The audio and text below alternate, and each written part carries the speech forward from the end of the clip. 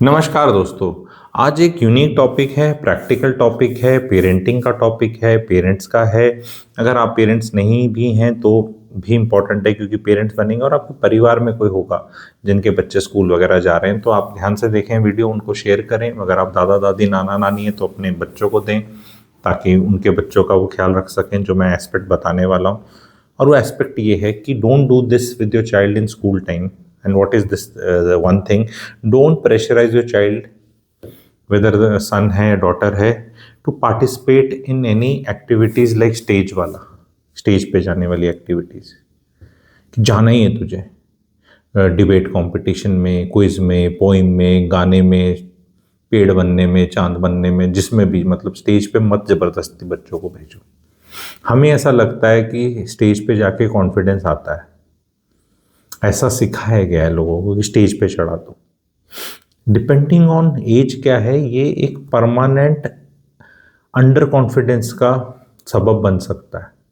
जैसे बच्चा रेडी नहीं है, देखो जो बच्चा जाना चाहता है उसको तो भेजना है, खुद जाना। वो कहेंगे नहीं ये अपने से तो कुछ होगा नहीं जी, पुश करना है इसको। आप पेरेंट्स इसको इस तरह देखते हैं जैसे कि बच्चे को बोलते हैं ना, खाना खा ले, मैगी मत खा, रोटी खा ले न्यूट्रिशन वाली, और बच्चा कुछ मना करता है तो हम पुश करते हैं पेरेंट्स, और वो कर ले। बच्चे को किसी चीज़ में भी पुश करोगे वो करना पड़ेगा उसको।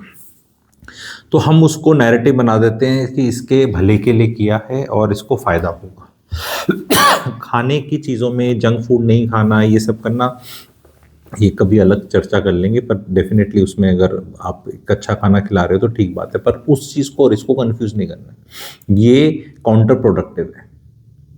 जब भी बच्चे के पास कुछ होगा अंदर, उसमें अपने आप कॉन्फिडेंस आएगा स्टेज पे जाने का। आपको वो कुछ अंदर डालने के लिए आप मेहनत करना चाहते हैं, सजेस्ट करना चाहते हैं, बताना चाहते हैं, it is okay, otherwise it is perfectly okay to be never be able to go on stage and say and face a big audience as a child। आप कहेंगे नहीं, ये तो कॉन्फिडेंस नहीं आएगा, आगे लोगों को इसको नौकरी करनी है, कहीं स्टेज पे जाना पड़ेगा तो इसकी स्किल नहीं है। इसको अगेन ड्राइविंग की तरह नहीं देखना है। बच्चे में जब कुछ कंटेंट होगा तो कॉन्फिडेंस आएगा। हमने कम्युनिकेशन स्किल्स के ऊपर इतने मैंने वेबिनार्स, वर्कशॉप्स लोगों को करते देखा है कि ऐसे कॉन्फिडेंस आ जाए, यू कांट फेक इट। अगर आप हकलाते भी हैं और आपका कंटेंट ग्रेट है, everybody will watch you. May be they will put 1.5x 2x, but they will watch you. ठीक है, अगर वो रिकॉर्डिंग है, अदरवाइज लाइव है तो भी सुनेंगे, अगर काम की बात करते हो। और भाई काम की बात नहीं करते ना तो आपका कुछ नहीं चलेगा। तो फोकस लोगों का आज के दिन क्या हो रखा है, जिस तरह मैं एग्जाम्पल करके बताता हूँ, प्रोनाउंसिएशन, फेक कॉन्फिडेंस की ऐसे खड़ा होना है, एंड माननीय, आदरणीय, you should be loud and pronunciation should be good and this should be art. हम यहाँ पे वो पुराने दूरदर्शन के एंकर्स नहीं बना रहे जिन्हें न्यूज़ पढ़नी है, या एमसी नहीं बना रहे कि माननीय आज ये आए हैं हमारे बीच में, इनने ये करा है वो करा है। जो माननीय आया उससे कुछ नहीं बोला जाता ढंग से, वो पहुँच चुका है कहीं पे, और बोला जाता है नहीं बोला जाता उसका क्या ही कर सकते हो, क्योंकि वो तो लाइफ में कुछ उखाड़ चुका है। मैं ये बोलना चाह रहा हूँ, सिर्फ स्टेज पे जाकर कुछ बोलकर कॉन्फिडेंस नहीं आता है। ये कॉन्फिडेंस बहुत बच्चों का परमानेंटली डैमेज करने के लिए पेरेंट्स बहुत लगे हुए हैं। फिर उसके बाद क्या है, उनकी लाइफ में कुछ हो भी जाएगा ना, अच्छा, उनका जो एक्सपीरियंस होगा वो उन्हें अंडर कॉन्फिडेंट रखेगा। Let them be confident themselves। I am telling you they will go। किसी को डांस करना आता है, आपने एक बेटी है आपकी, आपने उसको साउथ इंडियन डांस सिखाया, कोई या कुचिपुड़ी या कोई भी भरतनाट्यम कुछ भी, and she is learned it decently, तो उसमें कॉन्फिडेंस अब स्टेज पे जाने का आ जाएगा, क्योंकि उसको पता है कि जो उसका पीयर ग्रुप है उसमें किसी ने डांस सीखा नहीं है, किसी को कुछ इस तरह करना भी नहीं आता, ना ड्रेस पहननी आती, तो वो परफॉर्म कर लेगी। पर अगर आप बोलो कि डांस आपने सिखाया नहीं है और अचानक से कुछ हो रहा है, बोल तू भी कर ले डांस, तो वो ये जो हम बना रहे हैं ना, ये वो वाला काम हो जाता है। जैसे आजकल शादी ब्याहों के अंदर वो दुल्हन की बाप को या माँ को या किसी को जबरदस्ती ना ऐसे ऐसे करके, ये 4 स्टेप ये वाला, ये करके, वो तो चलो लोग हंस लेते हैं, बोल लेते हैं शादी का फंक्शन है ये, और दे फील लाइक दैट, ठीक है। बट द चाइल्ड का कॉन्फिडेंस हिल जाएगा if that child is not this thing, क्यों लोग हंसेंगे। उसको डांस पहले से करना आता है, फिल्म वाला या दूसरे वाला। मैं एक चीज बता रहा हूँ, जैसे कुछ भी आप इसको दे सकते हैं, डिबेट है, कंपटीशन है, पोइट्री है, कुछ भी, एनीथिंग, स्टेज पे जाके जो भी हमारे काम होते हैं।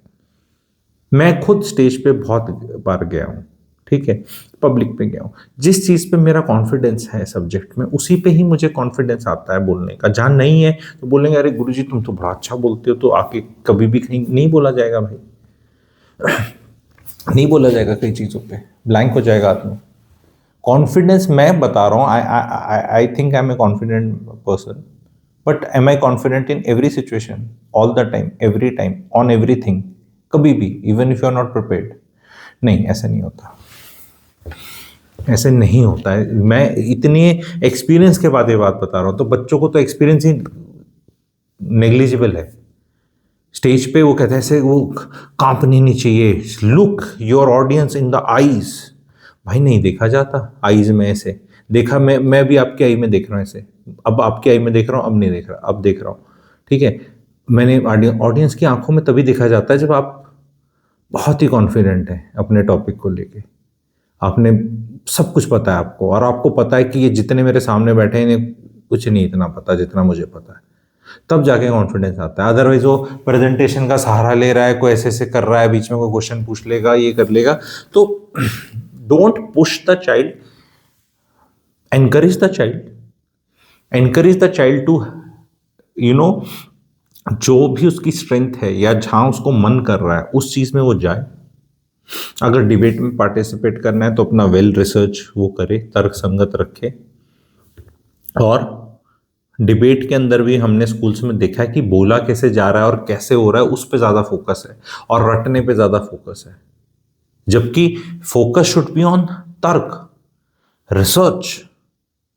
मैंने अपने बचपन में, कोई एजुकेशन सिस्टम वो अगेन उसी तरह का था और कुछ चेंज नहीं हुआ है, वो आके बहुत ही अच्छी हिंदी में, जैसे हिंदी में डिबेट हो रहा है, वर्ड्स यूज कर रहा है और बहुत ज़्यादा कंटेंट में कुछ नहीं है, लेकिन बोलने का तरीका बहुत अच्छा है, तो डिबेट वो जीत गया। और हमारे जैसे जो उस टाइम भी पॉइंट्स लिख कर गए थे और तर्क संगत बातें थी, और उसके अगेंस्ट बोलो, ये बोलो, वो बोलो, ठीक है। अब जैसे, और टॉपिक्स पे भी डिपेंड करता है, जैसे दहेज प्रथा बचपन में, ठीक है, तो दहेज प्रथा को कोई डिपेंड कर सकता है क्या? तो हार तो दहेज प्रथा को जो फेवर, वो कई टॉपिक्स ऐसे होते थे कि जो आपको पता है कि आपको जो मिले हैं तो आप हारोगे, ठीक है, पर वो हार के जीतने वाले बाजीगर वाले काम जब करते हो कि उस टाइम से आपको पता चलता है कि भाई किसके अगेंस्ट बोल, मतलब फॉर द प्रो होगा या ये होगा, तो वो अपने से कॉन्फिडेंस आना चाहिए। और कॉन्फिडेंस तब आता है आपका जब आप हारने के बाद भी बहुत लोग आपको सेलिब्रेट कर जाते हैं, ठीक है। जैसे आजकल ये अक्षय खन्ना को कॉन्फिडेंस बहुत आ गया होगा अमीर रहमान बलोच के, क्योंकि सारा फुट वो उस पर आ गया, ठीक है। एंड में भले रोल कैसा भी हो और किस चीज़ के लिए भी हो, that is different thing. So this comes from the content. मैं ये बात करना चाह रहा हूँ, बहुत परफॉर्मेंस पे लोग फोकस कर रहे हैं, आईक्यू पे फोकस नहीं कर रहे। अल्टीमेटली रोटी खाओगे आप अकल की, आप रोटी अकल की खाओगे, आप स्टाइल की नहीं खाओगे। और बहुत ज़्यादा फोकस है कि बच्चा ऐसा कुछ बोल देगा, वो सुपरफिशियल शॉफर्स नॉलेज लेके उम्र भर ओवर कॉन्फिडेंट फील करता रहेगा। अगर बेस्ट के सिनेरियो, अगर वो परफॉर्म कर भी गया, you pushed your child, the child somehow started adhering to whatever your instructions were कि ऐसे बोल, वैसे बोल, रट के बोल, यहाँ बोल, वहाँ बोल, एट बेस्ट वो कहीं एमसी बन पाएगा भाई। बस, और कुछ नहीं। और एमसीज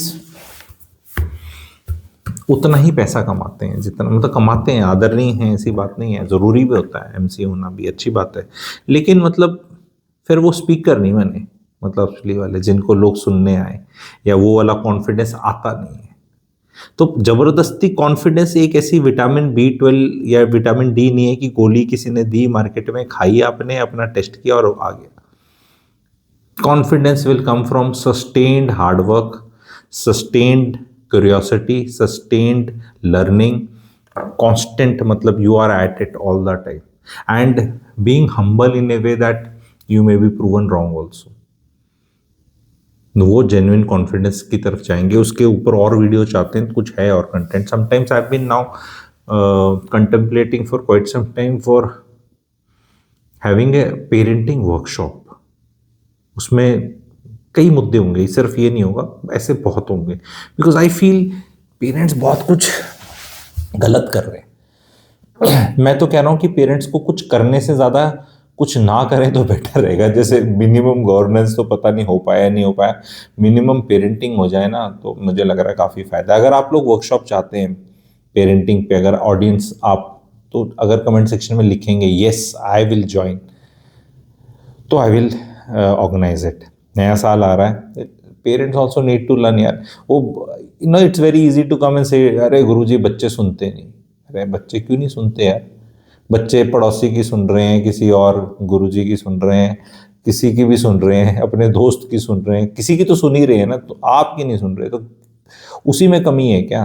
वो आप ही की नहीं सुन रहा। There must be something wrong in you also as a parent. You may want to learn and explore. तो अगर करना चाहते हैं तो I think I organise a workshop, because parents काफ़ी क्लूलेस हो रखे हैं, काफ़ी क्लूलेस हो रखे हैं, कोई टेम्पलेट ही नहीं है। वो जैसे बच्चा छोटा होता है ना, तो महिलाएं होती हैं, वो मदर, यंग मदर्स, अगर उनके ग्रुप होते हैं आजकल या सोसाइटी में मिलती हैं फ़ोन पे, अरे तू क्या खिलाती है इसको, मेरा वाला तो नहीं, ऐसे तो एक्सचेंज करती हैं नोट्स। और ज़रूरी भी हैं वो, कुछ ना कुछ you learn out of it.